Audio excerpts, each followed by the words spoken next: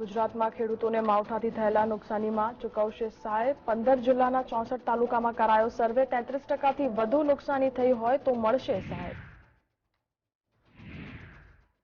અમદાવાદ અટલ ફૂટબ્રિજ પરના કાચમાં પડી તિરાડ ગુણવત્તા સામે ઉઠ્યા સવાલ અધિકારીઓનો લૂલો બચાવ કહ્યું ગરમીને લીધે પડી તિરાડો।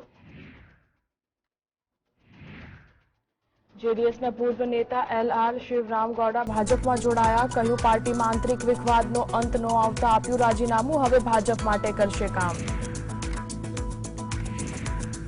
હનુમાન જયંતિ રામનવમી જેવી ઘટના ન બને તે માટે ગૃહ મંત્રાલય એલર્ટ તમામ રાજ્યોને કડક આદેશ સાથે જાહેર કરી એડવાઇઝરી।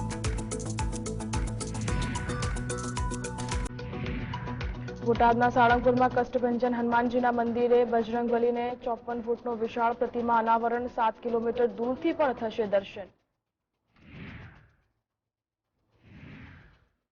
સોનાના ભાવમાં આગ ઝરતી તેજી 10 ગ્રામ સોનાના ભાવ 63,000 ને પાર દિવાળી સુધીમાં 70,000 ને આંબી જવાનું અનુમાન।